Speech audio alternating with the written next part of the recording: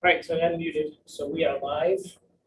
And according to our agenda, first thing we do is come together and emergency evacuation procedures. So exit out of this room, down this hallway, bang a left, head back towards where you went before. And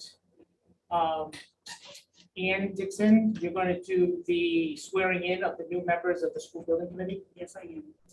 All members, Yes. everyone who was here. So who are the voting members of the building committee? The voting members of the committee at this point in time are Anna, James Pearson, Kimberly Shockley, Hillary Lima, Kristen Bagley,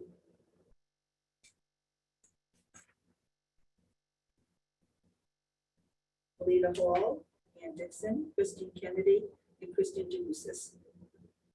So you're going to swear off all those folks. Since everyone is here and is participating, I'll have everyone swear. Okay. They are members of the committee. Okay. All right, so if you could all just in place, raise your hand, please. Do you solemnly swear that you will be true and faithful to the state, support the laws and constitution thereof, and the Constitution of the United States of America, and that you will well and truly execute the office of school building committee member in the town of Coventry, Rhode Island, until another be engaged in your place, until you are legally discharged therefrom, so help you God. Thank you. Next order of business is the selection of a chair and a vice chair. So if I'm not sure how you want to handle this. We can either do a nomination, we can have somebody who is volunteering. It's going to be up to voting members though. Let me read the list again. So the voting members, it would be Anna, James, Kimberly is not here this evening, Hillary, Kristen Bagley, the Hall, Ann Dixon, Christine Kennedy, and Kristen Ducis. So do we want to use a nomination process, or do we have people who are interested in serving in that capacity?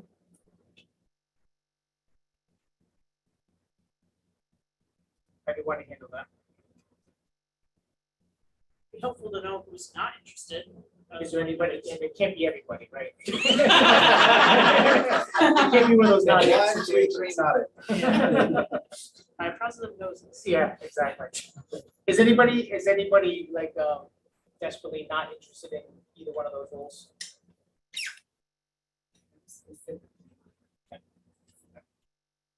For me personally, it's just because I don't have that extra capacity that I know it requires. Anybody else? I'd rather not discuss my person. Is anybody interested in being? Well, that leaves me, James, and Kim. And Anna, Yeah. Anna, you're a voting member as well, right? Yeah. Kim's not here, so.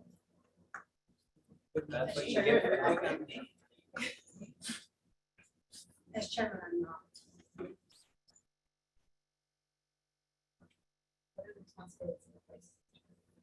So I can speak of what we did last year. I'm not sure it's the exact same process, but the chair basically set the agenda, ran the meetings, kind of did what I'm doing right now. Was a communication person, so they kept in touch with whoever we needed to be in touch with during the process of the building committee, whether it was dealing with the town, dealing with the school, reaching out to people with the school building authority, people like that. Alita, you were the vice chair last time. You did a lot of scheduling. But that was just specific to like what my expertise was, where I kind of stepped in to help out as vice chair. But it would be, I would think, kind of where, where the chair would pick up when he's not available, the vice chair would run the meeting. And then, I mean, again, as a member, I would still be willing to do anything that's needed to help. But I just kind of, feel like having been through, I do really feel like in leadership, like having been through that, I shouldn't necessarily step forward into that role. And I think that's a good point. Nobody's off the hook because we have subcommittees and we have other work that's always happening. So nobody's completely off the hook here. But I think you're right. It's a different committee. Maybe different leadership is not a bad thing in that way. Any other questions? I would throw my hat in the ring, but I want to know that I have help, like, I have support. Well, so I would say you're gonna have a vice chair and then everybody on the committee to delegate to. And that was something that I think we all understood last time when we went through that process, that at any point we would have to be involved in either a subcommittee, leading a group, participating in a group, or participating in a meeting. There was no shortage of collaboration from what I recall. So I hear that you are interested.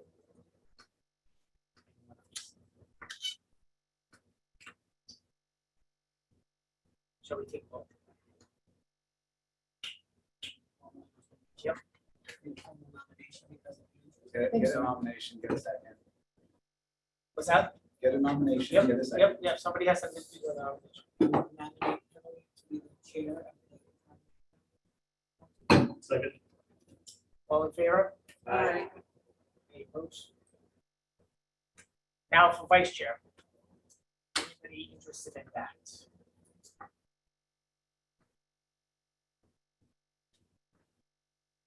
Where am I at? Mr. Pearson. Anybody like to nominate Mr. Pearson as vice chair? I will nominate Mr. Pearson as vice chair. A second. All in favor? Aye. Anybody opposed? So we have a chair, Hillary Lima. Mr. Pearson, Mr. James Pearson is the vice chair.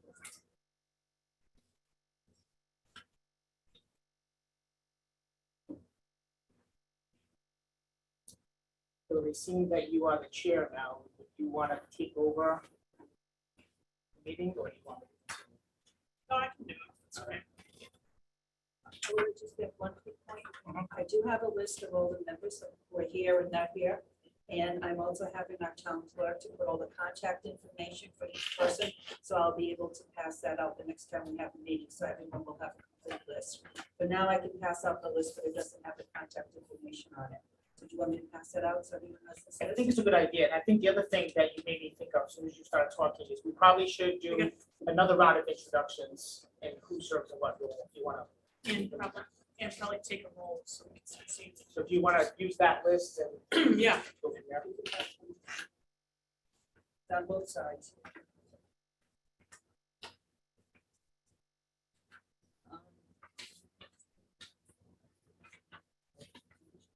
sure. At the top of We the. have This one. Does everyone have one? Send this one back this way. Reverse, reverse.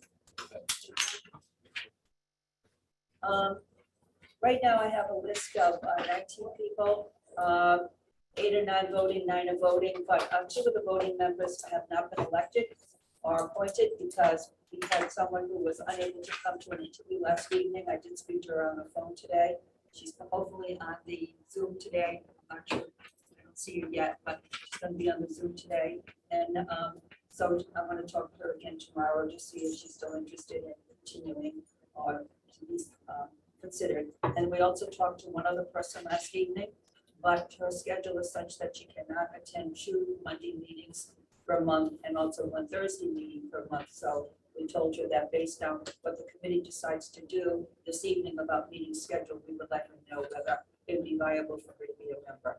So we're still considering 2 other people. Ms. Lima? I think first I'll just take a roll so we know who's here tonight. Superintendent of Schools, Don Coward, Here. Ed Marchant. Solicitor here. School committee member, Desiree Scuto. Here. School committee member Pearson. Here. Building maintenance, Russ Hill. Hill. Councilor Kim Shockley. Lima. Western Coventry Elementary, Kristen Backman. Educational mission, Amy Anzalone. Here.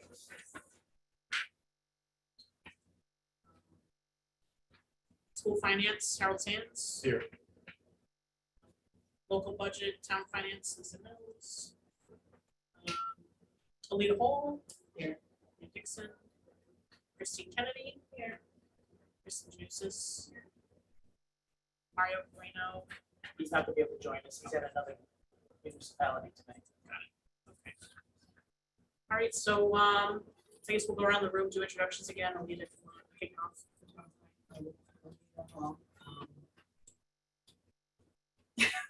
I don't know what the baseline, the interest in joining I joined the committee the first time, and again, this is actually what I do for a living, construction project executive with Gilbane Building Company. I just finished the East Providence High School, I'm working on the Rogers High School, and I really wanted to be able to bring that expertise to Coventry since I live here, and my kids are. So I joined the first time, so I joined it. Process. I'm Christine Kennedy. I have two boys in elementary school and one just started middle school. Like Alita, I work in the construction industry.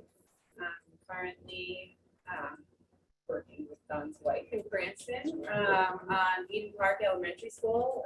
So they're getting a beautiful new school. I joined again because I'm really passionate about seeing the schools in Coventry get the same treatment that every other city and town in this state seems to be getting. So I just think our kids deserve those updates and upgrades. And I just want to make sure I just want to see it through. I'm Ben Marchand, I'm the town manager. I'm here to help this process be as successful as productive as possible. Russell Hill, Director of Facilities. Much help as I can. Dave Spearson, Coventry School Committee, District 5. Harold Sands, Finance Directors, Coventry Public Schools. Here today, Monday. Hi, Ann Dixon, I'm the Coventry Council President for a couple more weeks or so. And then I will be serving as an elector representing the community. I've always been very passionate about education, and I would like to be on a project that gets some resolution and that we're able to build something that the community can be very proud of, and that the students can feel that they're very successful in the environment in which they're in. Hillary Lima, Coventry Town Council, District 4.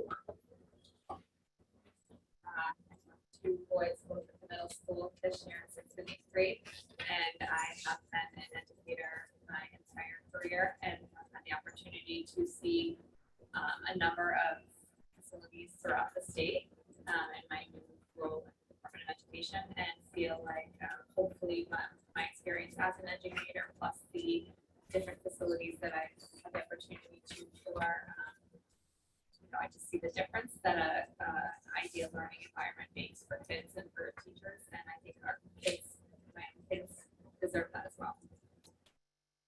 Anna Dosser, School 2, District 1, school committee member. I have co-lead communities. And Dixon's comments, as well as being part of the process that brings our schools to the next level so that our children can really grow with it, not just this generation, but the next generation. And I think it can bring also a different perspective, being in the finance industry, to Kristen Bagley, principal at Western Coventry. I'm here for a lot of those reasons. I have children in schools in Coventry. I've seen, I'm here to give a point of view from the inside and how the quality of our buildings really affects teaching and learning and our day-to-day functioning.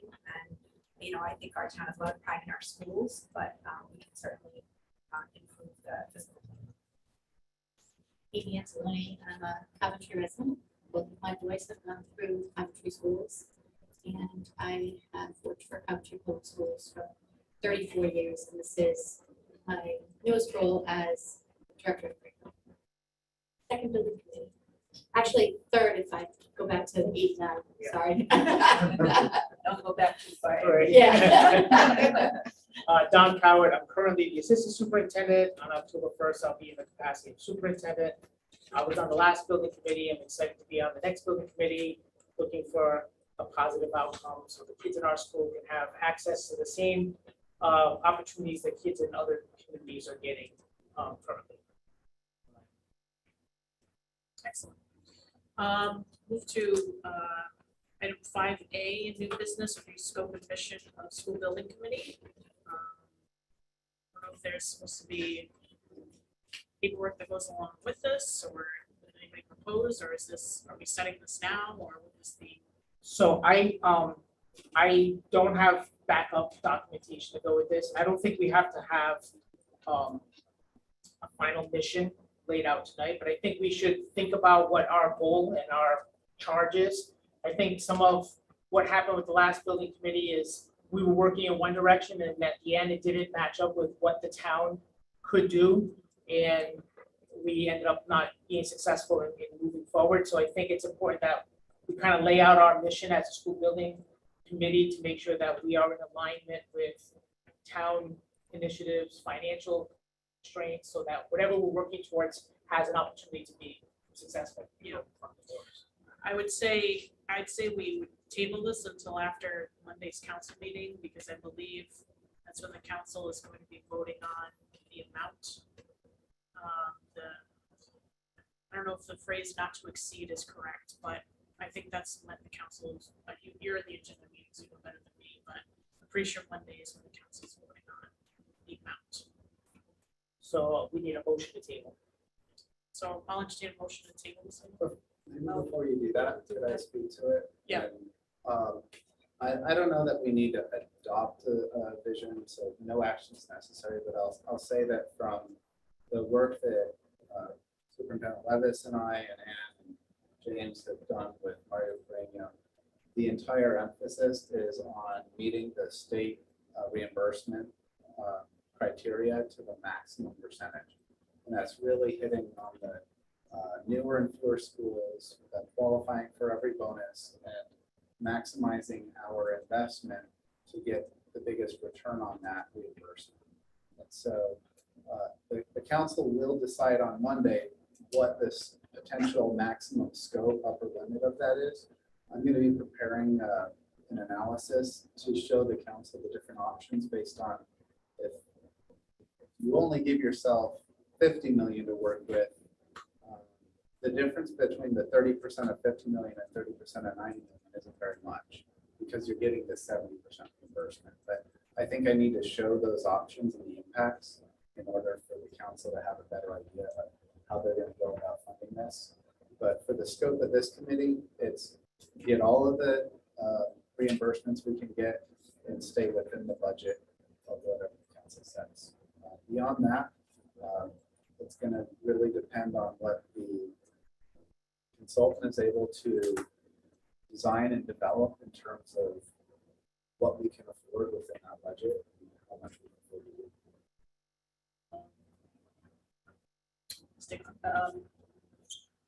This group is an advisory group. It makes recommendations to the town council, and some of you are around it, so you know that. Some of the things you'll be doing is recommending a consultant to the town council, so that means that on September 26th, a member of this group should be coming to the town council and making a recommendation concerning the consultant that they would like to hire. You'll also be recommending the stage 2 document to the town council for approval. Stage 2 establishes the need. What is the need that exists in Coventry? And then you'll also be recommending the stage 3 documentation to the town council for approval. And that really presents the design option that you are, that you've decided that you voted on. Also, you should consider regularly reporting to the town council. So I would suggest, for example, Luke Murray would contact me, or I would contact him and then say, you know, we haven't heard from you lately. Let's schedule a meeting so that you can do an update, or he would contact me. So it went both ways, but you should consider that it's important to have regular presentations to the town council so that they know exactly what's going on here. So that they don't go once at a time and then all of a sudden, well, here, approve this document or approve that document. And then you'll also be developing documentation needed to present to the council so they can make informed decisions. Those are some of the things that occurred in the last go round. The only thing to add to that, I don't know if Mr. Pearson's thinking the same thing, is everything that gets reported to the town council also gets reported to the school committee. So the school committee has to be, because if I understand the process, it's school committee first, town council second. Am I misrepresenting that? Yeah. So we have to go before the school committee each time for a vote before we go to the town council. I also think it's important not to minimize the scope of the building committee. You have to see beyond stage 2 application and stage 3. Previous building committees have met regularly throughout the construction phases of any building projects to work with the vendors and construction agencies, you know, and making small decisions that don't necessarily have to go to the council. So it goes a little beyond just being an advisory committee to the council. It's really something that helps carry the project forward to completion. So Alita, could you expound on that a little bit more, because you're a project manager, you work for a construction company. So what kind of relationship or role did the school building committee or its leaders have with you? Each municipality is a little different. Sometimes, a lot of times, the school building committee does recommend action to the town council and or school committee, depending on, usually a school committee, like I don't have to recommend town council separately. But a lot of times that's usually the process for it, but everyone does it a little differently. In theory, I don't want to say that it's a stamp process, but the school committee's the building committee's recommendation is usually they're kind of authorized to make those decisions. There are separate committees within the building committee where they do have some leverage to, you know, to Mr. Pearson's point, where they don't necessarily need to seek approval, that they are authorized to say as a building committee, this is the decision, some type of an approval or whatever level. And again, those things are all sorted out up front, right? Where the town council or whoever decides this is the limits of authority that to grant and things like that. So each kind of body gets together and figures out what they're most comfortable with and kind of sets that charter forward, like moving ahead. Biggest thing, and I want to go back to what Don was saying, is I don't want to minimize the amount driving this, because the big elephant in the room here, why the last one failed, has to do with the perception around the amount and everybody agreeing that that was the amount to be spent. So in my opinion, we have to let that be part of the process at the top. And also, we as a group have never talked about, I know that in order to get to the 70%, it's the elementary schools, newer and fewer, but this group hasn't actually like said all together, like, yes, we agree on elementary schools, newer and fewer. So we haven't even had that conversation yet. I think it's happened in this subgroup that's kind of been leading it and getting us through all of our applications thus far, but this group hasn't actually had that conversation to say like, yes, we're going forward with this to get the max amount. So I mean, I only know from who's okay with that and who is good to move forward with that from the interviews we've had with people to be appointed to this committee. But I don't think I think as a group, publicly, we need to memorialize that as a decision within this meeting, but that's just my opinion. So. Can I add to that a bit? So I heard you guys saying that you're going to vote on Monday, right? So there's two different things. Ben mentioned that the direction is to capitalize on the maximum and get to the 70%, and that maximum is fewer and fewer. But you're going to vote on Monday to set a dollar value. Yep. And the reality of the industry and what things cost, a certain dollar value won't buy you a new school. So I'm just trying to figure out how the different factors or what type of information or you know is being solicited. Like, are you guys kind of investigating that with other towns or cities that are doing these and understand where estimates are coming in now and what things cost before you vote and say this is the number? Yep. And then we want to go this newer, fewer path, but we really can't afford it with that number. Yep. So, It's a valid point. It's a very valid point. And I think too, I heard Ben say something about like, you know, presenting, you know, a $50 million option or a 90 million, and the difference with the reimbursement not being that much different, but I would caution that with some of the feedback I've heard from council just yesterday about getting close to that bond max. And if we're gonna creep up that high, we should be able to show them how fast it's gonna fall off. And we tried to do that last time, but I think it's a point that we need to drive home again. I have 2 days to write that memo and get that. Yes, it's much more this. I see the vision, and I think a year ago, the finance director and I were very much not in support of the $89 million price tag because we couldn't show a return on investment. We couldn't make it financially work in the budget. And we weren't opposed to the project, we were opposed to the financing structure. And today, we're exactly on the opposite side of the argument, saying, because of the 70% reimbursement, it's a guaranteed bet. When you have a sure bet, you go all in. You need to maximize the value. And to Lita's point, yes, I don't know what the magical number is going to be to get Mario's ideal scenario funded. If it's 130 million, we're so far away from that, we don't have a chance. But what if the next tier is 92 and we only get approved for 85? Now, with the council, they do have the option over the next 3 months to reconsider based on what the actual projected costs and the scope of everything is. And I think this is where this committee's input really matters, because you're going to be making the justification to the school committee and the town council about, okay, these are the parameters, this is what we studied, and this is what it's going to take to do it. And if you need to go up, 95 million is maxing out the town's credit card. It's using every last available cent of bondable funds under state law. And even then, Mario's going to kick in an extra 10 million of pay-as-you-go money to help us get there. And the council's concerns are, how are we going to fund roads? How are we going to fund buildings? How are we going to do the basic operations of the rest of the town for the next few years? And it does come back to that reimbursement is going to replenish the funds and rebuild your bond base and your revenue. And the other piece, don't forget, is the operational savings with getting rid of old, expensive, poor efficiencies. And if you can bank those savings somehow in the school in a way that those funds become freed up for other projects so that we can do roads, we need to figure all that out.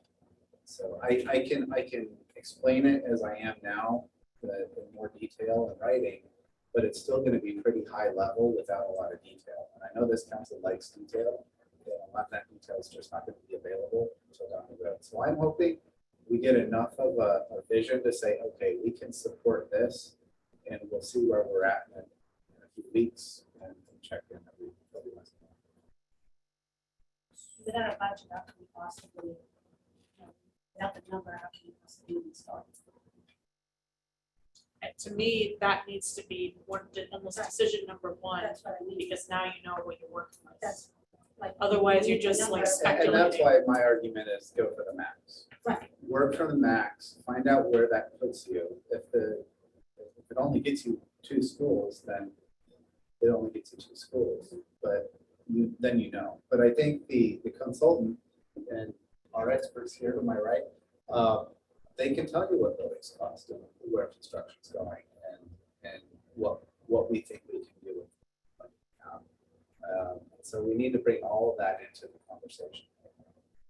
The last piece, which is really the first piece, is to make sure once we keep all that in consideration, how do we create a learning environment, a 21st century learning environment that's going to be optimal for students, right? Because if you look at just the bottom line, you could end up with a school, but that doesn't really meet the needs of our kids based on what's happening around us. So we have to kind of keep all those things woven together. What's the budget? What's the academic impact that it has on students for the next 20, 30, 40 years? Because whatever we build is going to be there for a long time. So we just have to keep our eye on that as well. I just wanted to throw something out, because obviously we're going about this process slightly different, because we really started the last project around need. Like, we talked about what are the needs everywhere, and we really found out that we had so many needs that it was going to be really hard to tackle all of them. So then it became a priority list. Like, so what are the pieces of our need pie, if you could, for the lack of a better term, that we're gonna tackle, like, that we need to tackle, because if not, we're gonna be handling some things over here and this is gonna fall apart. If I could, I don't know if I'm saying that correctly, everybody that was on it. So I get, the whole piece about the money piece, and I don't disagree. I think that influenced a lot of what happened with the last group. But we can't negate the fact that if we're going down this one path and saying newer and fewer, and I'm not saying that's not the best thing to do. I honestly don't know. I haven't spent any time with anybody here to have conversations about that.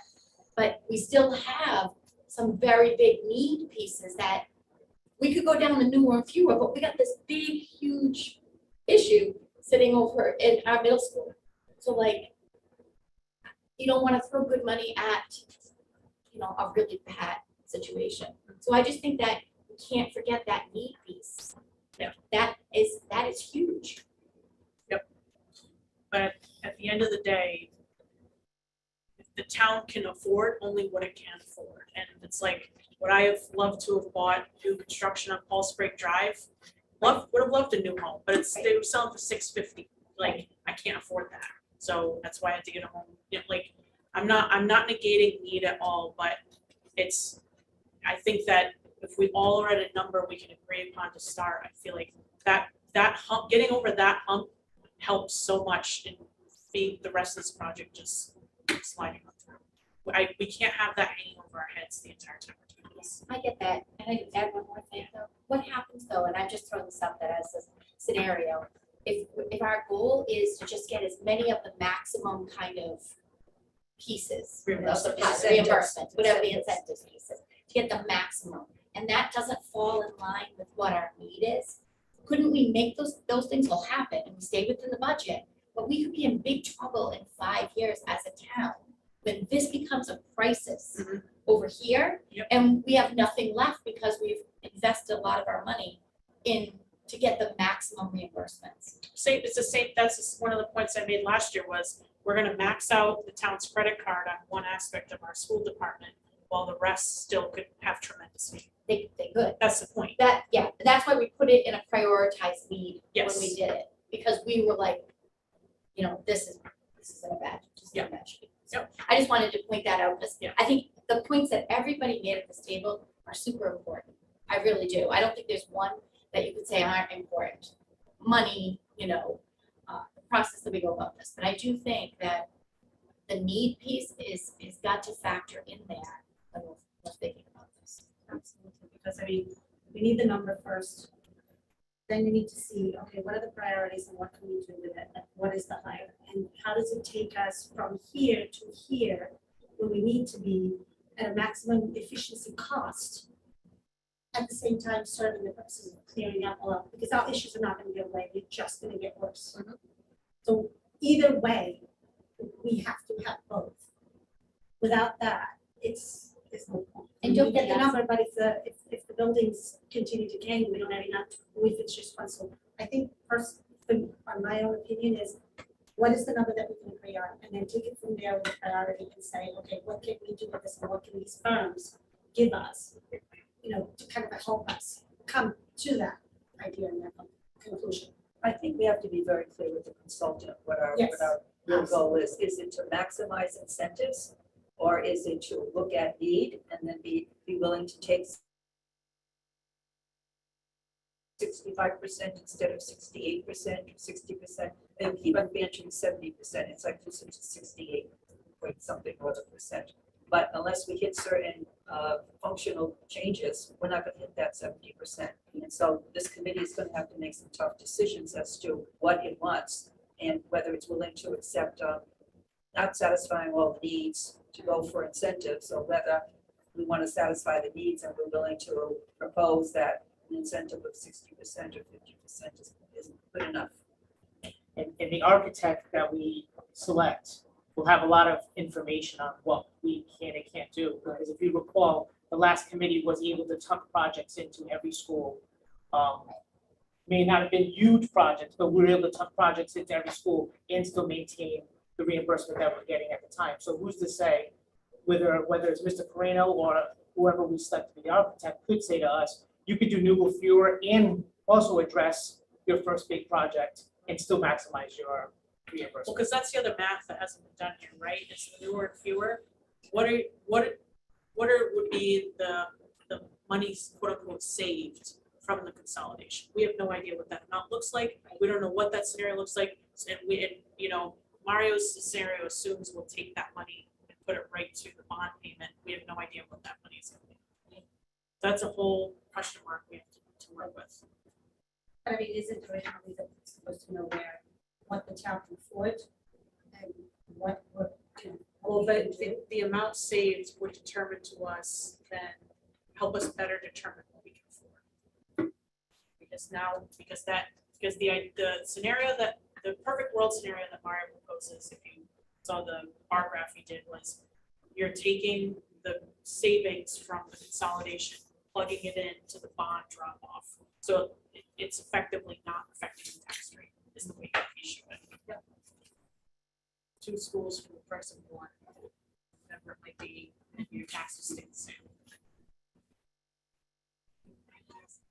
Last time, just for the record, last time, I think the process felt just as rushed as it feels this time. So for everyone who's new and feeling like, wow, literally the same exact way it was last time. And just based on this conversation, I think the latest and greatest we still have is the Jacobs report, unless somebody's done any more facility studies, college has or something. But I think it'd be huge for the committee to have it and, as soon as we can get it, right, and get some time to digest it so that we don't get it one night and read some bullets and then start trying to think of what it is, just to, have it available for reading with a coffee or something. And by the time we're getting into the real conversation, the committee kind of has a little bit more info on the needs. And the architect last time was able to sort of make an executive summary in some way, shape, or form, so you don't have to read the entire thing, but he can give you the highlights and lowlights, or she can give you the highlights and lowlights of that document. And the date of that report is 2016, correct? We don't have any more assessments that are. It wasn't Collier's, What Colliers for? I just don't know the date of that, but I think that was after Jason's. 28. We'll go back to some of the old archive meetings where there was a pretty good analysis done between the reports. Yes. Because there was some differences between it, and the last consultant was able to kind of have a third party analyze what those differences were and pull out some money from some needs to the other and balance it out. Last meeting, so I don't know which one that hit, but it was definitely talked about. Where are all these documents archived? I mean, are they in the school I department? saved them in my computer, You so I have have them them? electronically. Okay, And I'm sure Craig does too, and we can disseminate them. Yeah. We probably need to bring them up. If I remember correctly, those documents, just so you know, were like, it was by like mechanical, plumbing. I can't remember all the It had different audio categories, but visual. yeah, it gave us a real clear picture of what the scope of the need was across. Right. And not just the need today, but the need Yeah. over a number of years. Right, like what was going to be needed replacement within X amount of time. So, yeah. Yeah, Short as- term. as you look at these presentations that they all did, I wasn't part of it, but as I read through all of them, I'm like, all right, this is great. But not all my answers are like, okay, what are you gonna do for us? And what is the critical steps that you need to kind of like start doing it so that you can kind of figure, it's like in the home, your water pump is critical because you need water. But, and you know more or less how much it costs, but you don't know the market like and everything is, so how is it, how can I plan if I don't have all the data for me to look at? If that makes any sense. So maybe that's a nice opportunity for a segue. We've had a discussion. I don't think we need to take a vote.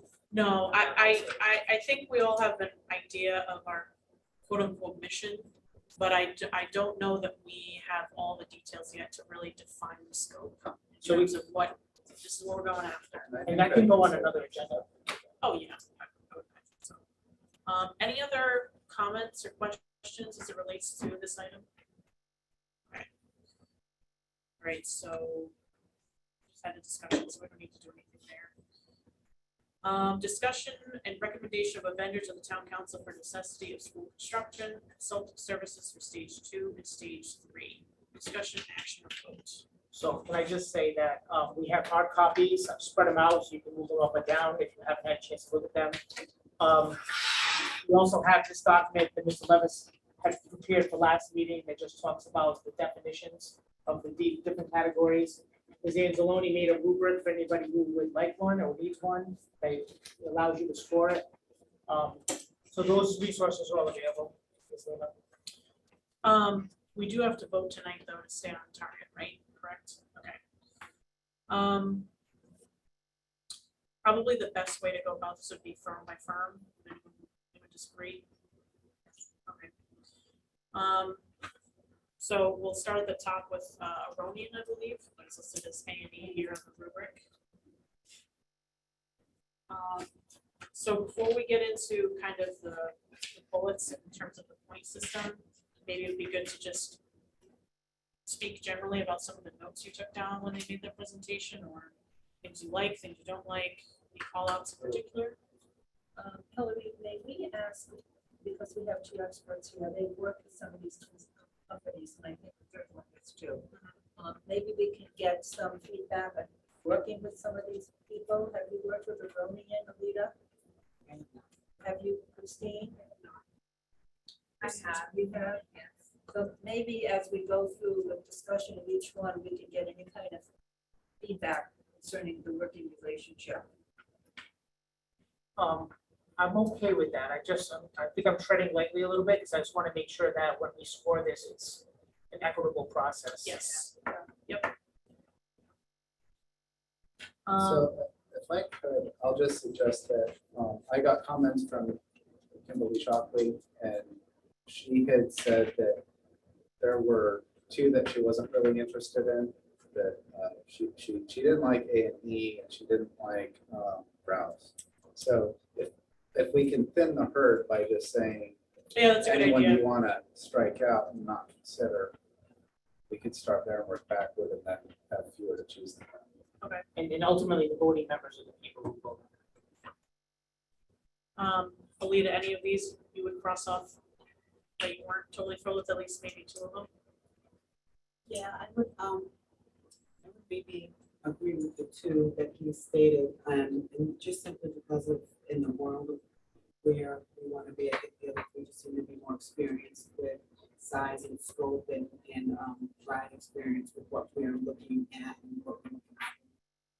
So probably Strike out. Aronian and Rouse. I think Aroni had not really worked on big construction projects, consolidation. It was mostly additions or renovations, et cetera. Is that what I heard? yeah. That's right. Christine, any? Same. Yeah, I agree with that. James? I agree for different reasons. I thought Rouse actually did not include a lot of financial detail in their proposal. I said it would be available afterward, which I think is, so we don't even know what ballpark. Rouse will be on as far as- A&E also provided more of an estimate than the other. So I would agree with those two.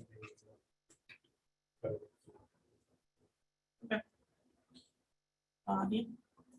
I would agree with that.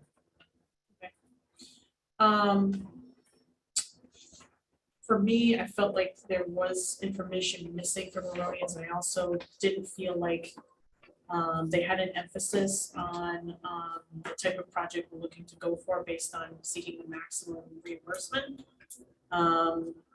Seemed like they mostly were in the university realm, so that's what kind of did them out for me. And then with Rouse, they're kind of felt like me, they kind of phoned in their submission. And pretty cookie cutter, and I would have liked to have seen some idea of their current workload, and then also there was no information about their fee. They were kind of like, yeah, if you give it to us, we'll tell you. So I just wasn't totally sold and thrilled on their presentation either. Right. Only because this has been said twice, just to protect us. We're focusing on the qualifications and not the fee so that we don't get caught up. This was not a bid. We did ask for that, but we want to be careful not to make any decisions based on. Oh, no, what the fee yeah. might have been.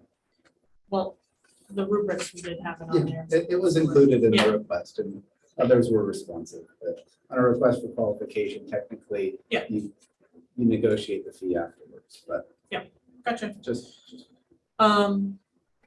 So, yeah, that was kind of my opinion as well. I don't have anything necessarily to add, but Anna? I as much as I saw some positive traits in A and E, the Aronian, I agree that there wasn't much information, and I think on the qualifications as well. They're more on the university side. I just felt, because I know a little bit about the other two of them specifically, I just feel like they might have more industry knowledge to building schools. So I agree with, Rouse and Amy. Christie? I agree as well. A lot of what's been said, and which were the two that I had scored lower and the presentation, just something more creative. I saw in the presentation. Any of the non-voting members want to chime in? I'd love to hear your feedback. I agree with what was always said, really about two that you talked about. Harold, Russ, Ben, anything? I'm in agreement. Okay. All right, so it sounds like kind of unofficially as a group, we'll set them aside for now. I'd say in the same spirit, maybe we'll go, you could name your top two and talk about why. Alita, if you want to go first. I should go first, because now we're getting into the realm of people like work with or may or may not. I don't want to unfairly take anybody else's predictions first. I did lean toward, I did really like Studio Jade's, maybe some familiarity with Bill. It's just, things that he knew about our school, our program. We've worked with him for 2.5 years. I feel like he's really ready and capable to dig right in and go with the project. And then even RGB, I've worked with them, not on a large scale project personally, but this is their wheelhouse as well. And it's what they do, and their presentation was also impressive, just based on, what they presented came out and ideas and thoughts that they had. So, thanks to Steve as well, like they seemed like they had those last 2 and kind of done the research. Again, I felt like Studio J just really was in comfort. Okay. Steve? Studio J, RGB, and Toronto are all capable. I have the same thoughts about Studio J. I mean, I think it's a lot of familiar out. Like Alita was saying, I also think that a positive on their front is their knowledge of the town and the schools, and just how quickly this process needs to move. I think that would be beneficial. But I don't want to take anything away from RGB or Toronto as far as presentation wise. I thought they presented well.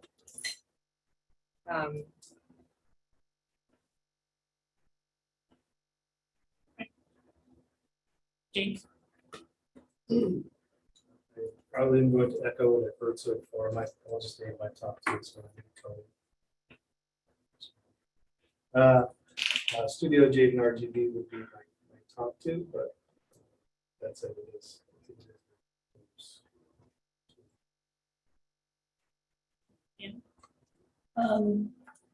We worked with Studio J, and they were very accommodating, and they were very flexible.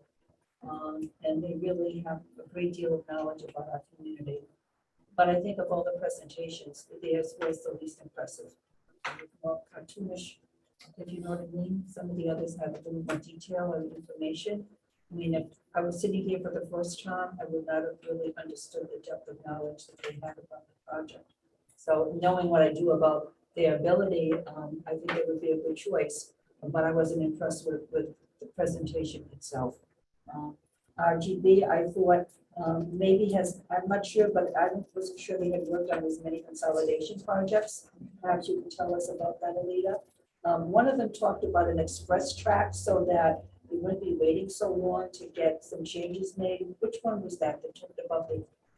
It was RGB, and they talked about going like design build as a delivery method. Yes. That's kind of a whole different conversation, but either way, a design build, if you do CM at risk, which is what a lot of the larger projects, you're gonna fast track it. So the process of working with your construction manager while you're estimating and while you're developing documents, we have to do that regardless based on our timeline and trying to get on the ground by the end of next year. So there's a lot of different ways to do that, but they just brought up one of the design build where they technically, the architect and construction manager or whatever, they work together kind of like under one contract and they're kind of responsible for the documents. So when they talked about that, I mean, to me, it sounded like a very good plan, but I wasn't sure whether that was unusual, whether that was standard procedure, whether they were just highlighting a way by which they work, but it was radically different than anyone else, and you're telling us it isn't. It is very standard to fast track construction projects for schools. I can't think of the last time, 2008, I think, is the last time I got a set of documents and they could just go bid it all. And that's a long time. And I've built a lot of schools since then, Yeah, so. so I mean, the process is important, but you're saying basically it's about the same. Yeah, we'll be kind of on the same path with any consultants. that they And choose. the other one of the groups, and I forgot the name, talked about how they would assess the cost of materials and how they were able to, okay, this is gonna be very expensive if we use a wire fence versus a wooden fence, and let's look at the option and how much it would cost, et cetera. Which ones seem to be able to turn on a dime more and be more sensitive to what was happening in the industry and the cost of goods? One of them seemed to be able to turn on a dime, at least that's what they talked about. And again, like my perspective also tainted, right? So I kind of work there and we do that. Subcontractors will try to help us find materials because you get tied to a schedule once you're the builder. And then I get excited at the idea of being the owner because we can say to the architect, no, we'll take that one. And if that'll be here tomorrow, Right. then we'll take it. So it'll be a whole, we'll like, I think right after this, our next step would be to get an OPM on board and they'll kind of guide some of those types of things. So they'll kind of manage the architect in theory. Christine and I will help because we'll probably enjoy that role. But the OPM will help through that process as well. And again, what they said, everyone says that, but that is kind of like the industry. It's not as a service that we could get from only one architect versus any. Okay, so we didn't really hear anything radically different in the process and how they go about doing the work. Is Yeah, that right? not in my mind. In my mind, it's just the industry. Okay. Good information, thank you. Anything else? No, I wanted to get those points clarified. I did want to build off of Anne's point about Studio J, that someone who was not involved, their presentation felt phoned in to me. And I couldn't tell if it was because they felt like they had it in the bag or if they didn't want the work. Because I noticed they have 6 projects going right now, which was probably the most out of all in the workload listings we were given. So I really wasn't sure. So I felt like I didn't really get a good gauge of them from their presentation. RGB I did really like. I felt like they really made the sell to me about how experienced they are with RIDE, and they had mentioned they've had more accepted applications than any other firm for Rhode Island for the last 5 years. I appreciated the Coventry connection. I think they said they worked with Coventry in 2014 with a successful referendum. I appreciated how detailed their timeline was that they had laid out for us. They have a lot of projects that are finishing, I believe, this month and next month. So by the time we would be getting in knee deep with them. We'd kind of be the only one on their work list, which I thought would be a benefit to us. And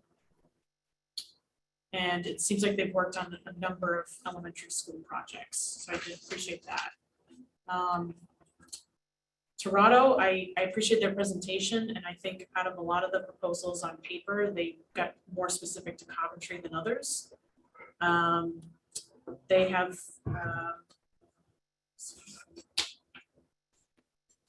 worked with Coventry before, I think in 2013. I know we have to do newer and fewer, but I did appreciate the fact that most of their projects, they look at renovation first, new construction second, which I thought was unique and stood out to me.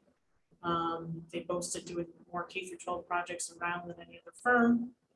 which I think is important to think about. And then they have been very involved with some big elementary school projects with RIDE in the last 5 years, Central Falls, Pawtucket, Exeter, West Greenwich, Cumberland. So some of those districts, nothing to sneeze at in terms of dealing with large quantity of buildings in the district. And then I think that was all my notes, but yeah, I think for me it would be RGB or Toronto. I thought it was interesting because they said there was no greener approach than renovation. I wrote that down. Yep. And I said to myself, I could ask Alita what that means. Tell me what that means, Alita. There was no greener approach than renovation. It's like building reuse. It's like- Reuse. Yeah. Carbon You're footprint. doing- It's yeah. huge. Recycling what has already been built and invested Yeah. in. It costs a lot more to demolish it. It costs a lot more to source new materials to build a new building. So there's a recycle value. Can you get incentives for that? Probably That's where not the word same newer, I ones. wonder, Yeah, like- not the same ones. And then, I mean, I will say this too, you do want to, renovation sounds good, but you run into the unknowns of renovation, like as an owner, we would probably want like a larger contingency. We'd want more money because you don't know what you're gonna find. And you can only do but so much destructive testing and whatever to pull the drawings together, but you're gonna find stuff that's totally Yep. unknown so that's. Yeah. The other side. Oh, Christine's working on a big half round down. She probably has more. Yeah. I've had the fortune. Find a lot of things when you start ripping old schools apart. I mean, we took out the floor in the cafeteria and there were all stress cracks in the slab that all had to be cut out, patched, repaired. So you find a lot of stuff. It seemed like Toronto was very adept at renovation. I think that's what they were emphasizing. I would say the only points I have to add is I agree as someone who had not worked with Studio Jade that I was more impressed with the presentations of RGB in Toronto.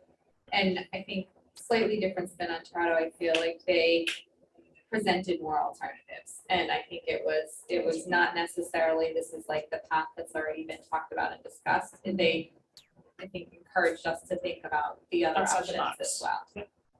And I think from an educational standpoint, certainly having folks who understand how educational spaces need to be built in addition to how they can be built is important. But I felt like both of those firms had that right level of expertise, but that was something I think from my position I was mindful of hearing for.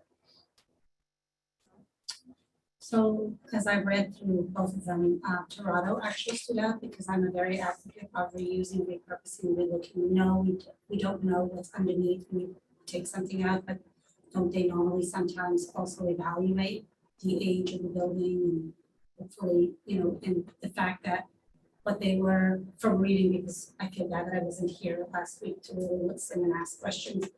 But I think for me, Toronto first, and then RGB, which is a leader in industry in Rhode Island, well known. But I'm very for repurposing when it can be repurposed. If it's too bad that you can't, and it's gonna cost so much money because it's so bad, no. But I would say RGB and AE and Toronto.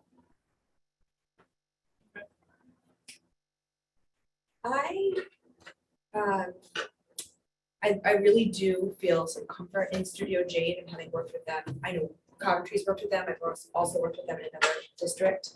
And then just the piece above all else of hitting the ground running, I think is something we really need to consider. And they do know our buildings and our facilities and our needs. And in my past experience working with Studio Jade, I really find that they and I haven't worked with any of the other companies, so maybe they do as well, but they really listen to all stakeholders to really come up with what the best approach is to either renovating or building new school buildings. But also Toronto, I think spoke to me the most in a very genuine way. I think that our community, not just our school community, but the town of Coventry and the residents and the taxpayers need to feel that any money that is spent and all of this work that we're doing preserves some pieces of the heart of our community. And I think the schools in some districts especially are the heart and soul of the community. So whether, you know, we worked with Toronto and we did a renovation or a new building, I felt like they have enough experience in how critical that is to getting buy-in from our community, and that they could bring that to even a new building or a renovation. So even he had said how important it was to have pride in the community. And no one else really took that angle in a real way. So that was a highlight for me. So I would say Jade or Toronto. Any of the non-voting members want to contribute? I'll say that, I think it's too bad that, some people did not connect with Studio Jade. I will say that, I thought all the presentations were good in their own way. I think working with Phil and his outfit for the last few years, I felt that their approach was very personalized. They were receptive and available to us in a moment's notice, and provided a lot of leadership and spoke at meetings, whether it's school committee or town council meetings, and helped us through the stage 1 and stage 2 process. Only other thing I was gonna ask, and I don't have all the documents in front of me, but one of the items on the rubric was also about lawsuits. Did anybody see anything that struck them with lawsuits? Because I don't wanna take the conversation, but I do wanna keep track of that, because a presentation is one thing, but the work and the reputation of the work that they do is also important, and I don't wanna partner with somebody who has lots of litigation. It's only one. No, RGB. But it was their settlement. So something about Charahoe they didn't agree on. There's a payment amount. It's in the digital copy. Something about payment, but what they're not at fault, it was the town. Okay. Otherwise, I didn't see anything. We just have to make sure, obviously, that, and that's important, but every change that we can increase code needs to be agreed on, needs to have legal representation. So if you have that at hand as you go through the whole project, right, that keeps us, and then, I will kind of say this for all of the applicants, just kind of in fairness to them, I took a look at the RFQ, and it was kind of like, it was kind of open, and it wasn't, so, some people may have come in just emphasizing general K-12, or some just recent projects, like we didn't really, it wasn't really focused on here's what, because again, we don't know, right? We're Yeah. looking for that guidance, so just kind of in fairness, when you come in and you have to hit broad tropes and you get 7 minutes to do it, like, just kind of fingers to everyone. Just to mention, I think they did, everyone did a good job. I just think it goes a long way when you at least copy replace the name of the town throughout the whole thing, like say Coventry's this, or there were some that just kind of spoke very generally, but to me, it's a nice touch when you at least sprinkle in the name of the town you're trying to win over.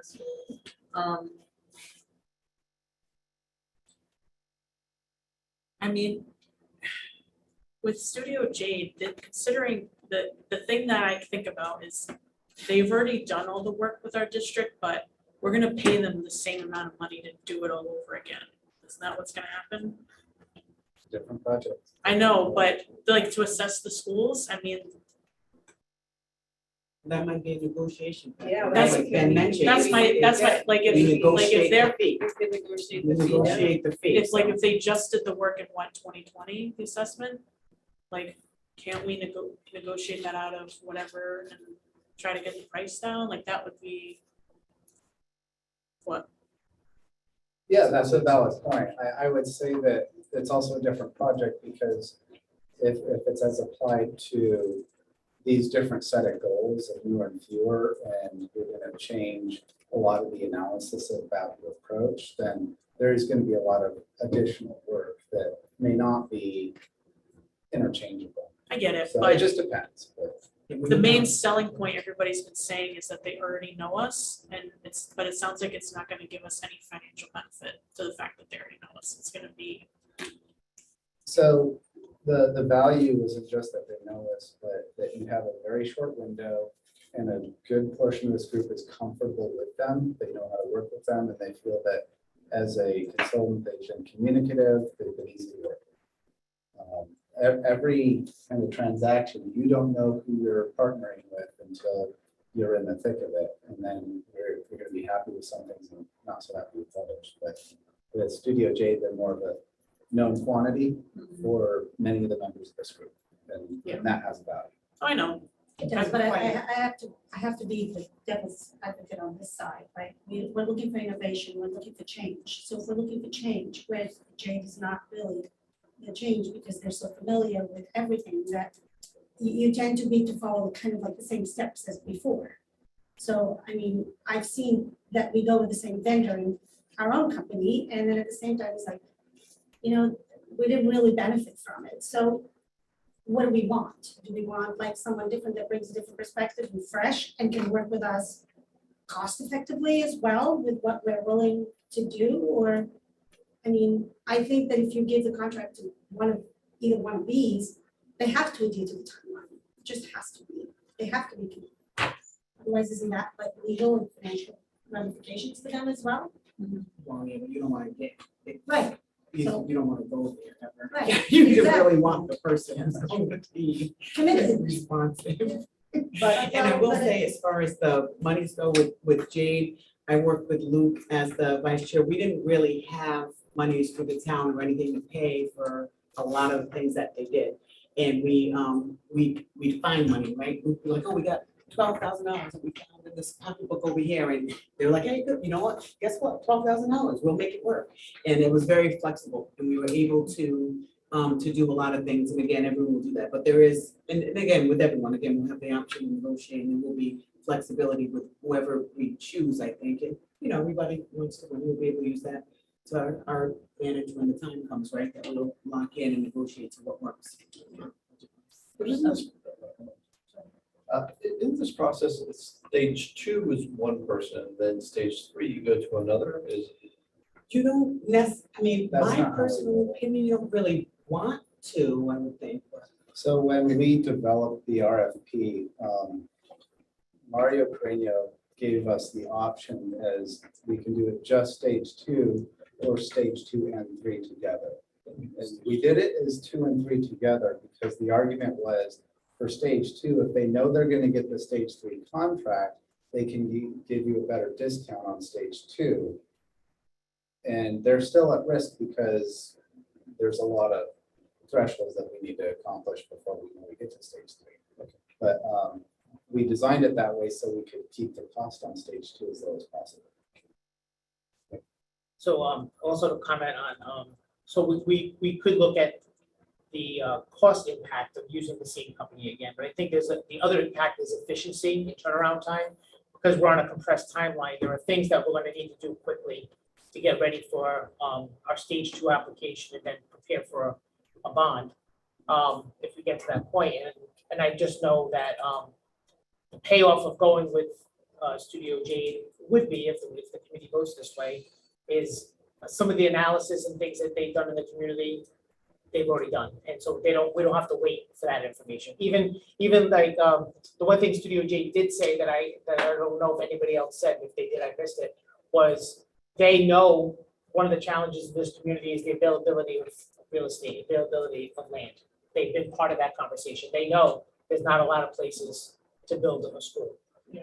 So that's just one sliver, one example of things that they know from what they've done before. Whereas another company is gonna have to kind of do that work. that's my point though, like, we're gonna get charged the same amount for work that they've already completed. It would be nice if we could negotiate the cost down, but it doesn't sound like that's not gonna. We don't really know. We don't know. But I do want to speak to your devil's advocate comment too. I do, while we don't want to take it there, we want to pick someone based on merit and qualification and the efficiencies you mentioned, but I also want to think about public perception as well in terms of seeing us come around the bend again on a school building project and seeing us pick the same vendor, or, you know, I don't want people to think we're just trying to jam through the same projects.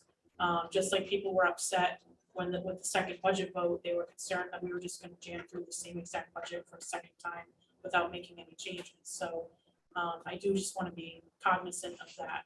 I know it shouldn't weigh as much as some of the other factors we've considered in our rubric here, but at the end of the day, the public has to buy into all of this, otherwise that's where this all lives and dies. So I just wanted to bring that forward.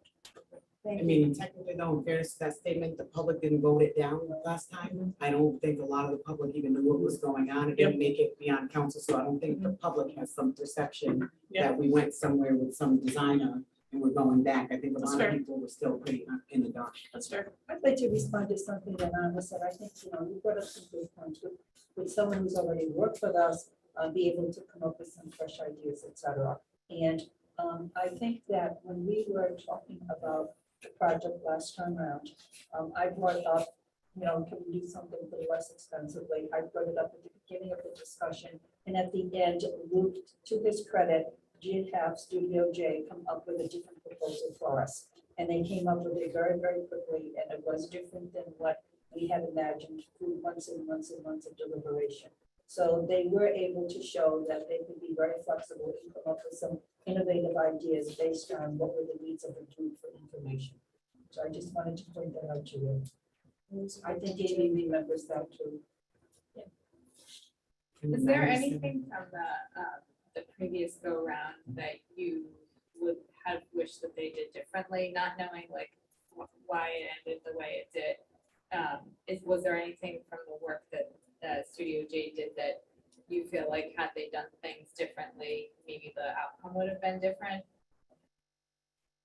And that could be a good or a bad thing, right? It could be lessons learned, or it could be you want to go with someone else who. I believe that they did what we asked them to do. I do too. I don't think it was the project, I think it was. I do believe that they listened to what people in the group said. And I mean, I remember discussions on patterns of parking and bus traffic around the middle school and how many times we talked about it. And they came back with option after option after option for which way the bus would come in, which way it would go. I mean, that sounds like a simple thing, but I mean, I know that there were some members of the committee that were very concerned about busing and parking, et cetera. And so they did come up with many options, and I believe they did listen. One thing that tainted my opinion of them, and now I now realize they were following a directive of this committee, was in the August presentation last year, I had asked if this was the only middle school design price and scenario that was considered, or if there were other options. And the answer Phil gave me was kind of like, well, we were told not to think about price and just think about what was needed, which said to the public and to me who hadn't been involved in this project, the message of money was no object when we came up with this. And that kind of was a little sour for me. So I don't know if that was all them, but it sounds like it was more of a directive of this committee to just do what was needed and not base it on what could be afforded, but. We didn't want to sacrifice educational programs. Yeah. So like to Don's point, you can take $100 million, $50 million, and you can go build a brand new school. But if it doesn't serve the needs, so we Yep. said when you're designing, that's what they do, right? We're also picking designers who design schools and programmatically, and they're, you know, nationally accredited Mhm. for how kids learn and design curriculum. So we didn't want to limit what he was doing in that vein Yep. by saying anything. So we kind of said, design it, how you would design it for a top tier, future forward educational middle school. So that, I think is how it maybe should have probably come out better. Yeah, Yeah, we didn't say go crazy, yeah, but we said, don't cheapen up a design for our kids. We want to see sure. what your expertise says our kids need. And then we kind of were trying to go from there. Is the chips a ride requirement? Chips is, That's so, and so some of the design is directed by like that New England chips. Which can have price tags. yeah, some of the, What does CHIP stand for? criteria for high performing schools. And a lot of that is related to like, you know, airflow and efficiencies and making sure like your cost benefit and use ratio is, you know, for your equipment and you have in the building is running properly. I will say from a design perspective, when we did land on a middle school design, because we went through a process of looking at everything, he probably did maybe 12 different designs. We were virtual at that time, so he would do a virtual presentation, he would draw up a mock-up, it would be sort of almost like a 360 tour in and out. We would give him tons of feedback, he and his team would go, redo the whole thing, present it again. Sometimes they presented 3 in a row and we would blend what we liked from each one of them and say, go do it again. So from a design perspective, his team designed a number of different middle schools for us, all innovative. Some we like better than others, but and that was pretty quick turnaround. Those meetings were happening bi-weekly, I think, at that point. I could respond to Kristen's ask about them. There were a few things that I wrote down about them as to why I think it would be okay for us to consider them again, because the big parts of their work that I thought were strong was, and I think one of the other companies brought this up too, is when you have a community that has so much need across it, kept bringing up about, you know, equity of all students being able to benefit from, and they talked about, you know, the middle school is going to be touched by the kids that are currently in the elementary schools and the work that was going to be done at the high school. So they kept bringing that up and making us reconsider touching everybody in the community and not just a specific population. The other thing that I thought, I wrote down what Dawn said about multiple options. Like I always felt like, I actually felt bad. Multiple times we kept saying, we don't like that, and they don't like this. And then we kept making them go back to the table and they did so really willingly. I mean, honestly, they didn't seem to complain at all about it.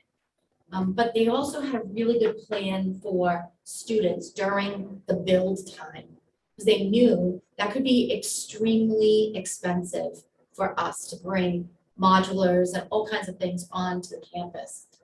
And instead of just thinking about like the designing of the actual building, they worked really hard on a plan how we could complete this phase and move the kids here without us costing anything. Complete this phase, move the kids here. And I think that's really important, especially if we're talking about consolidating possibly elementary schools. Where are we gonna put them when we're building? Because if it's on that site or however it's gonna happen. So we need somebody that is gonna have some flexible thinking around that.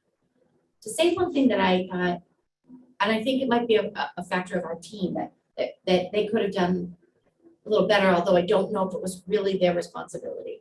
Is I think informing the public was something that was left to our committee. We did bring them on as like PR, Yes. right?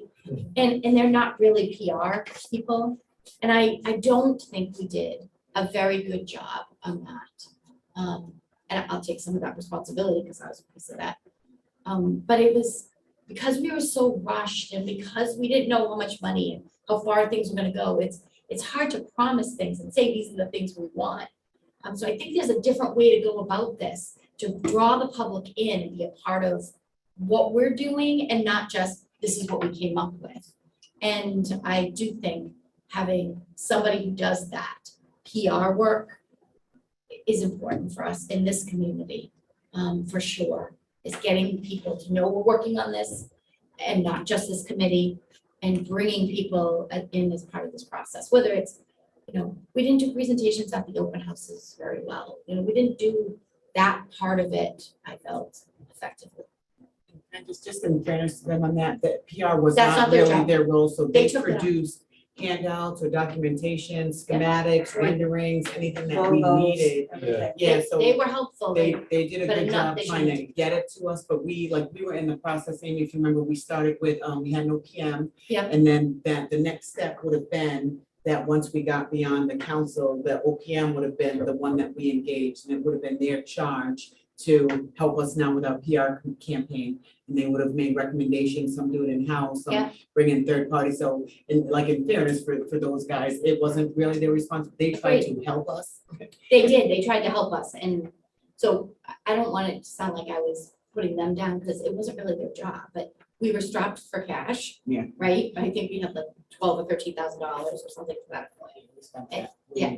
We spent that 4 times. Exactly, so I don't think that's their job, and they helped us, but. The point you bring up is very, very good, and I'm glad you brought it up. I think it says to us that we need to have very early on an agenda item or a whole evening devoted to how do we promote this project?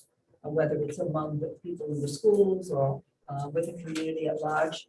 We spent an awful lot of time having them develop materials, but we did not execute well. Yeah. We did not execute well, and we didn't execute early enough. Great. So the point you're making is important. We need to devote a lot of time to this whole idea of promoting PR, communication, whatever you want to call it. So good point, Amy.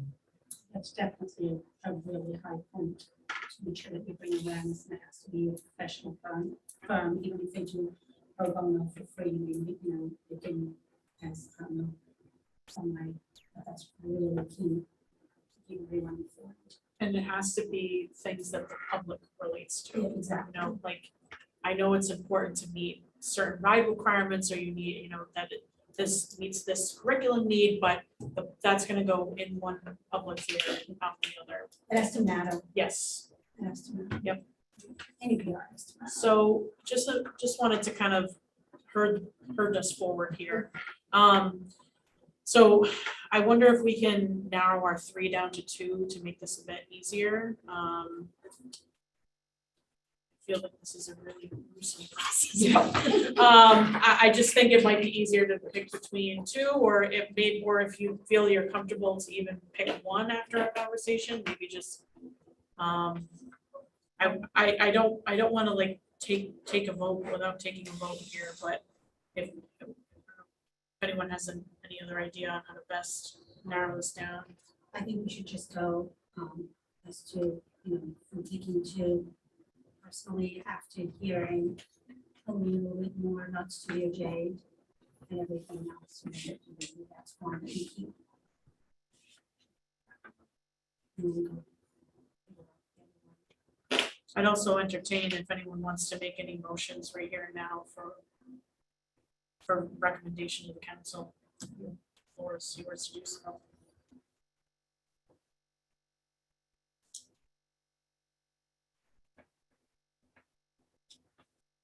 I sort of feel that there's more than one that can do the job based on what we heard, and it's a matter of preference. The presentation we heard, and I'm trying to get insight from people who've had some experiences to help us along with this process.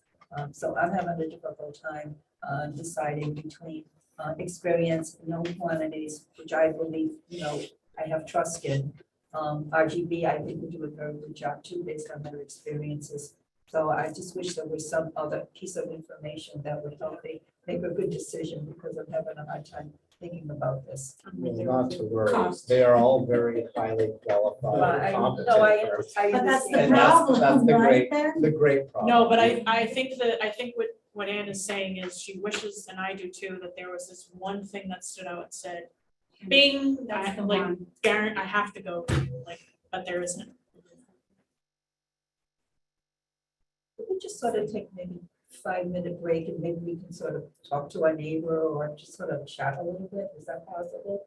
I mean, I'm just sort of want to go over some ideas. I don't know that we Can we can do do that, that? we broached You OMA. you can't do it to talk amongst No. yourselves, but if you take a break and have to talk to one person, then if you just need to talk it out in the hallway to the thinking fountain, you can. Could we take a 5-minute break?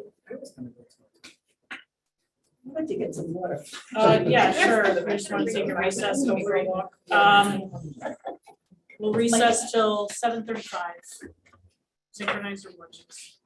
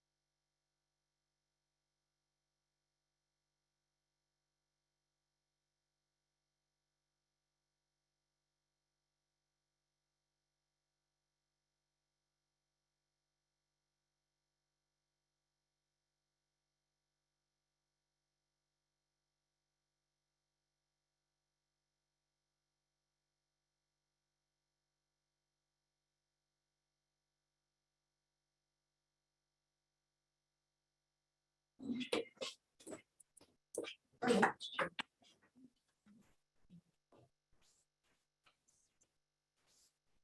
waiting for something. In Shelby. Oh, okay.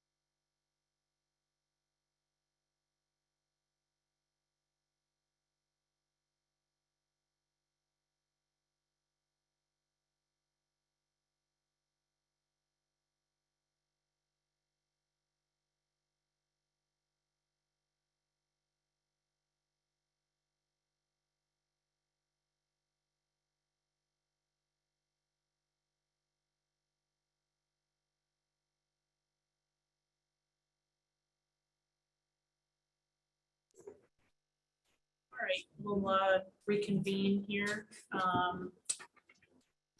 So at this point, we either need to, looking to entertain a motion to recommend one of these to the council for their Monday meeting, or further conversation to narrow things down. So floor is yours. Question for the two of you. When it comes to working with Toronto, do you have any experience with that firm?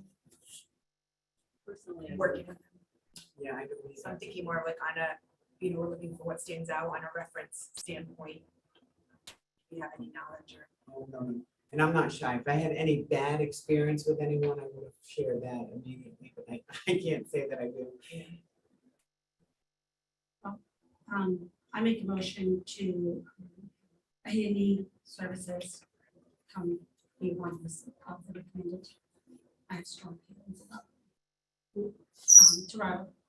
It says A&E, A/E here, but it's Toronto, right? Oh, yeah, the Yeah, files, that's- yeah. Sorry.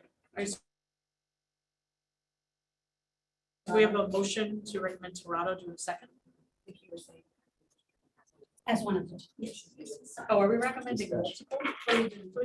Well, you had talked about bringing two forward to make a decision. Oh, I see what Right. you're saying. So that we Okay. can leverage really. Oh, all right. Then I don't know that we need to make a motion for that. Oh, but- okay. So if you want to bring two forward, then I would suggest Studio J as the second one. Toronto. Right.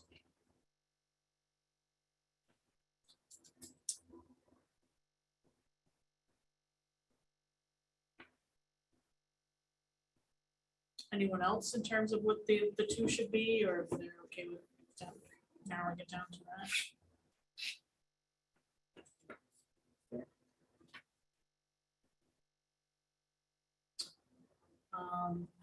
So between those two, anyone have any further comments or questions, or I'll leave the floor open for motions to send one of them to the council.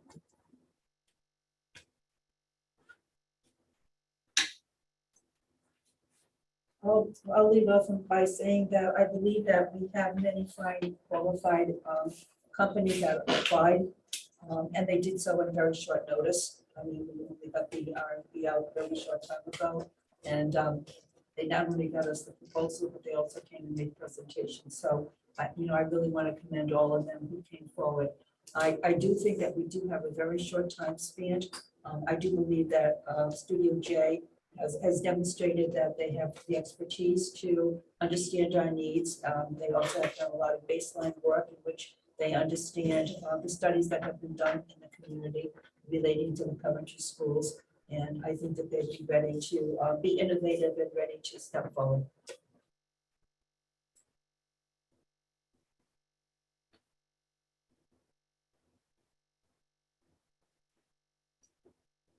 last words of endorsement or concern or for either of them?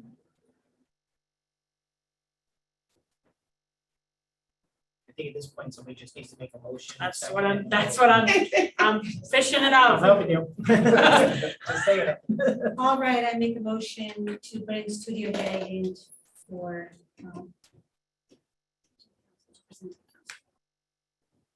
Motion, recommendation. motion from. Do you have a second? Second, Christine. Any further discussion? I was combing through trying to just confirm the background and, so 21st century women's environment thing without going in, just reading that there's, the ALEP accreditation that, Studio Jade has, and I was trying to see if Toronto had it, and that's what I was combing through trying to do, is I'm just reading while everyone's talking, so I apologize for that. It's, no, national organization designing for learning, accredited learning environment, professionals, and they are members and certified, and there's a whole process, to that, conferences, educational, just staying on top of the forefront of education. So, I mean, I was just trying to find something, is there a defining factor? And so, so I. see Studio it. Jade, I think, has 3 ALEPs that they proposed on their team, and the only other one that boasted an ALEP openly that I saw was European, the one that came. So in educational world, well, I say I'm not in the educational world, in the construction world of education, I see that as a huge benefit to a team and a project, kind of like what we were talking about when we gave him not necessarily the open checkbook, but the consent to build what industry future standards are for kids and design that for our kids. And I just feel like that's a benefit. So that's where I was trying to level up, and that was just a point for discussion that I'm still trying to look for. I don't know that they don't have it. Okay. Yeah, that's I can certainly document, right, there's gotta be, for ALE. I know, but this is So- a new version of Blue, and I wasn't aware of that. Control F. So I'll share again from some work that Kim Shockley put together. She did a whole table and she compared each of the firms based on their resource capacity. And thank you. And if I remember right, Toronto's staff was about 12 plus. They worked with partners, but the staff at Studio J was much larger. And they partnered with that RBG SLAM and organization. Studio J were both, very large firms, whereas Toronto's a smaller firm. Mhm. If that helps. The motion on the floor. Yeah, no, we're in discussion. And we got a second. Between the two, did Studio Jade's proposal talk about any consolidation projects? I feel like none of them really, not many of these firms that presented to us have dealt with consolidation. Did we ask? Yeah, I know Studio Jade is presenting with a consultant, SLAM. That SLAM is actually right now working on the Johnson Schools program, which is a consolidation of all of their elementary schools and heavy reno at the middle and high schools. Not sure what is in their first wave of money Yep. that they're spending, but I know that they're the designer for that project, and I think at a minimum, they're starting with the elementary schools. But they have some, I guess, experience within their team. Okay. I remember one from Toronto, I don't think so. I just have a question then. Yeah. Nothing On came up Studio with J, that. I know that they have more team, more capacity, you know, they're a big team. But because I don't know them,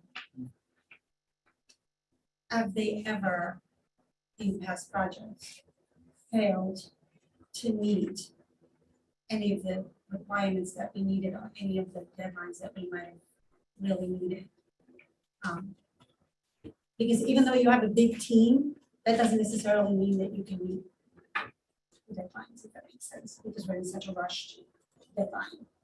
Because they do have they have about half a dozen projects in the number right now. Right, Yeah, I was looking at that too, but, I think he qualified that as projects they just finished. Was that him who said that? Or we said I him? thought that was RGB. No, Oh, that was RGB. Oh. So I have their current report open right now, right, from Studio J. Portsmouth is 50% complete with design phase. Their design phase for Providence, various A&E projects, 100% complete. Newport, various A&E projects, 75% complete. So it looks like they've got 3 that are really still in the planning stages: South Kingston, East Greenwich, and North Providence. Those are big projects too. Well, because then to think about, they're all the same, all those districts are gonna be on the same timeline that we are. And then we did pull Toronto's up there a little bit. Their workload is a little bit harder to decipher. They have 5 other projects going on right now. Yeah, but the way What are they have that chart, right, it shows where they start to fall off.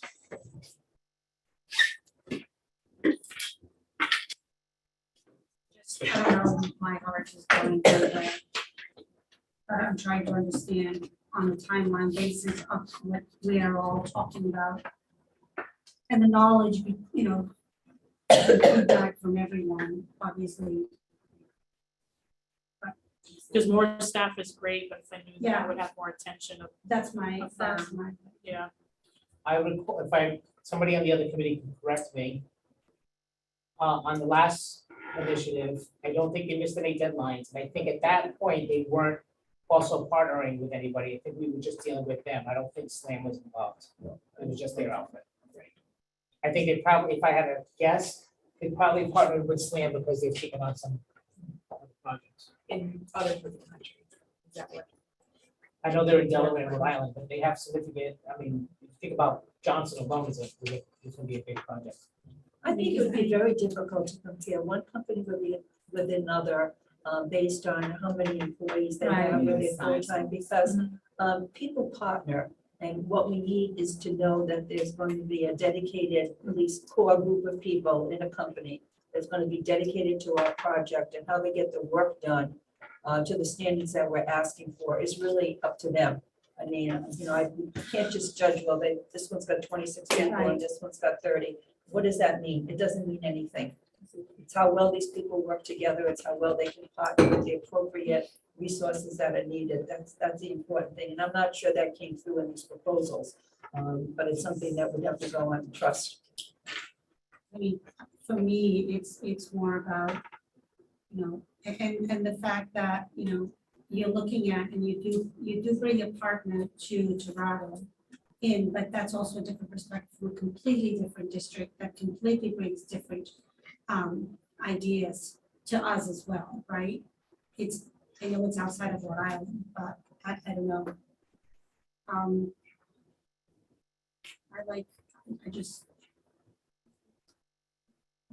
Everything's pointing for me for Toronto, but I understand everybody else and how Studio Jade knows, you know, all our schools and what's going on and what we need and what we don't need, but.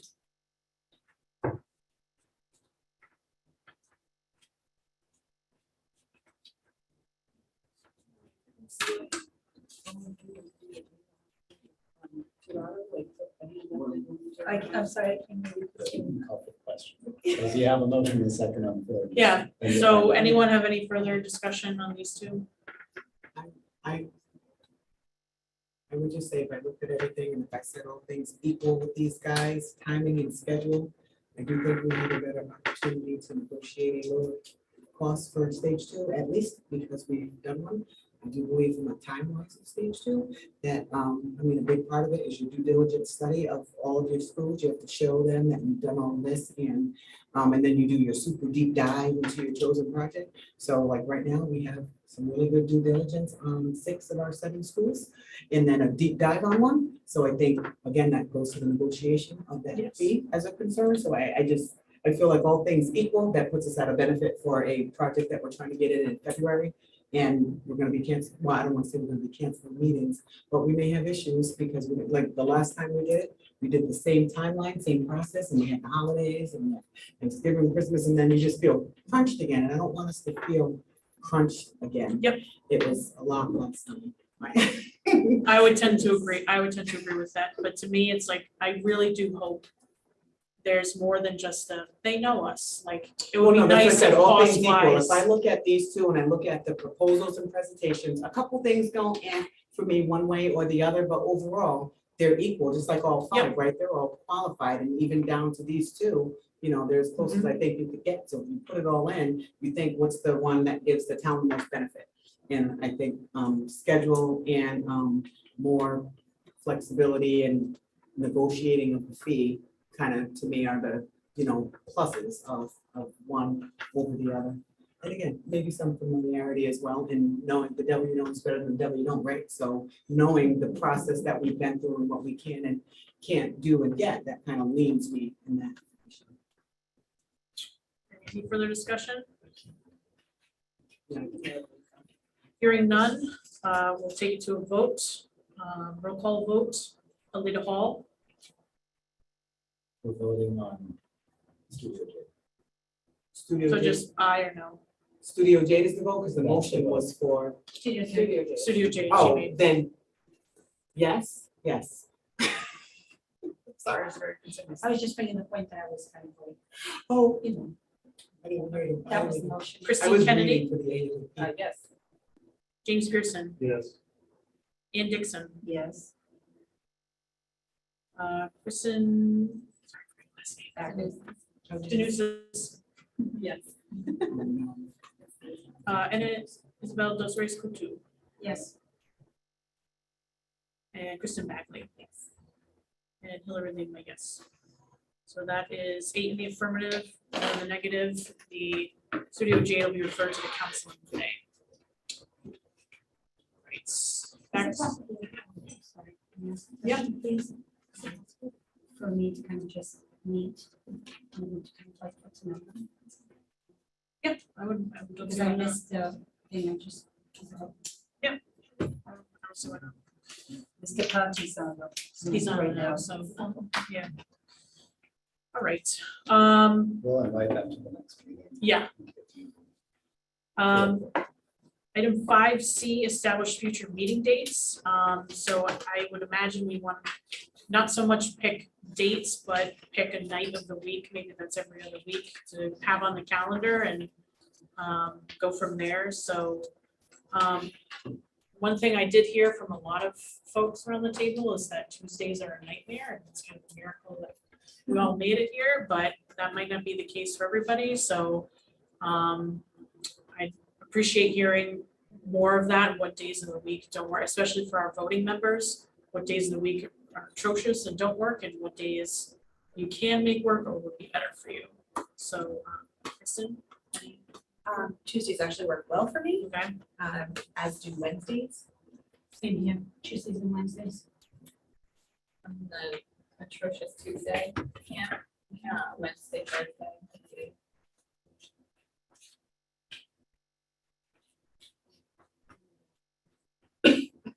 And I would prefer Tuesday and Thursday. James? Yes, school committee too, twice a month. Yeah, Monday, Tuesday, or Wednesday.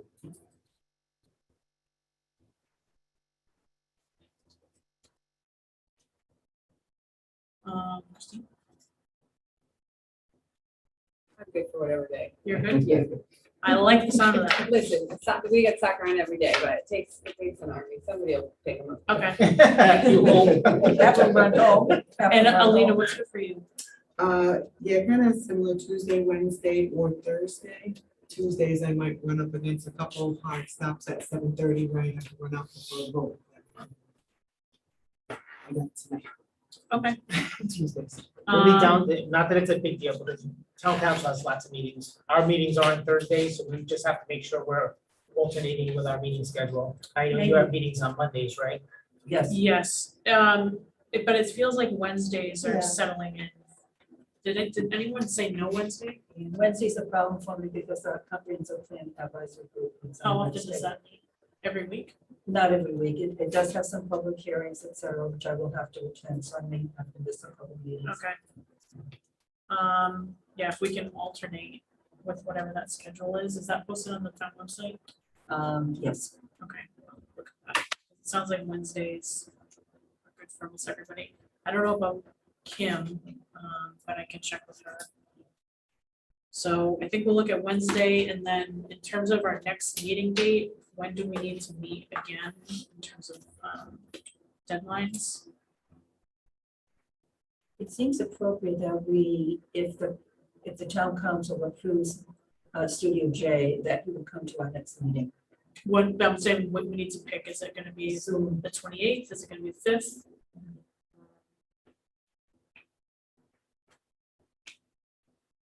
He comes in on Monday to town council, will we know on Monday? Yeah, the vote's gonna. Monday's pretty much gonna be the first make it or break it point. If it doesn't get approved or whatever, then we're done. But if we have to go ahead, then I would highly encourage the group, if you can, to meet next Wednesday. We can advertise the meeting Monday before the meeting. So that we meet the OMA requirement. The sooner we get going on this, the more time we'll have. Question, so are we posting the meetings going forward, it's just building committee meetings, because typically we posted those. Until Ann cycles off, it has to be a joint meeting. So joint meeting till then, okay. Yep. Thank you. I can't do, I agree, I can't by do the it way. a Wednesday next week, but it sounds like, I don't know if there's anything that needs to be voted on, but Can we do the 27th next week? yes, I prefer the 27th. And then going forward, Wednesday is fine, but that one in particular. I just- No, James. But if we do it. I would think maybe an appropriate agenda item for the first meeting, once we have Phil, and again, one of the benefits of having that background, maybe he can kind of maybe give the committee some insight on where, like, just the data that I was talking about earlier, like, what is the need? What do we know about the schools now to start chewing on for the next phase of scope and mission? Like, maybe it's appropriate to ask him to be prepared to give us a 10, 15-minute overview and then distribute something to read or go through or something at this time. Seems appropriate. Hopefully he still has a comment. He's still online. He's still Yeah. on. Is there- He can make it on Tuesday or Wednesday. I really hope Phil is willing to. Well, Not I yet. wouldn't. No, you can't do it No, unless no, it's no. public no, comment. yeah, You can't do it. we don't have. We don't have it on the agenda. We don't have it on the agenda, but I'd like to do that going forward, so, right, so, Well, we'll you're s- supposed to have it on every agenda. Yeah. By OMA, so yeah, you so. can violate it by having. So we'll set it for Wednesdays. I'll work with you and Craig to set the kind of schedule, and we'll get it on the next agenda, the full one to distribute to everybody. Probably every other Wednesday going forward. So the 28th is. 28, yeah. And do we think this is the timeline, 6 to 8-ish? Sounds like everybody wants to keep it the 28th and just have. Do you want to start on Wednesday next week or is it Tuesday? I thought I heard Tuesday. I thought that was for custodial at Frankfurt. Yeah, Yeah, I can't do, yeah, yeah, I yeah. can't do that Wednesday. So, So Wednesday's moving forward, we meet Tuesday. I can't do next Tuesday, but. I think, but I mean, I think you two are probably the most beneficial to, get some of the backdrop on. Yeah. So Tuesday, so that you, well, Well, no,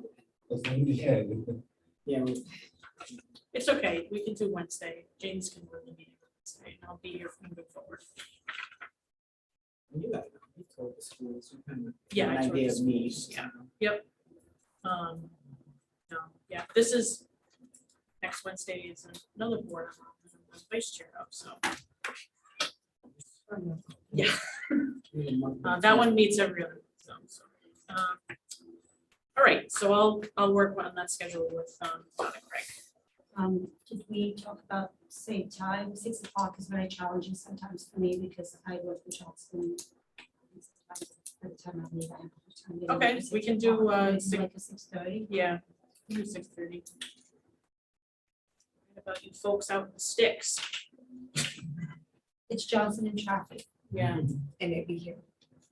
I think so, yes. Want to try to, are we crazy, say 6:30 or 8? Yeah, and then 6:30. fill An agenda that ends at that time? Yeah. Yeah. Just move forward. I think 8 is reasonable. Yeah, I want to get. I wanna go- You guys don't wanna do 6 to midnight like council? Oh my No. gosh, I feel very bad.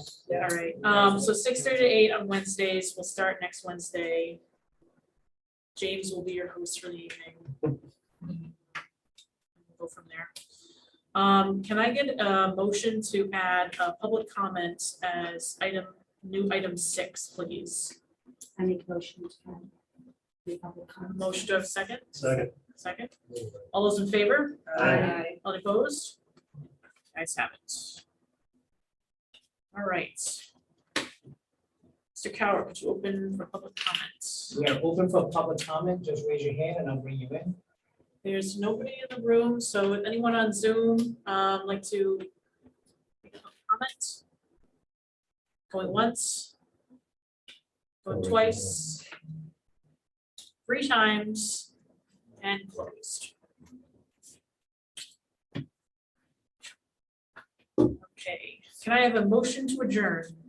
I make a motion to adjourn. Motion, do I have a second? Second, all those in favor? Aye. Any opposed? You guys have it, we are adjourned at 8:03 PM.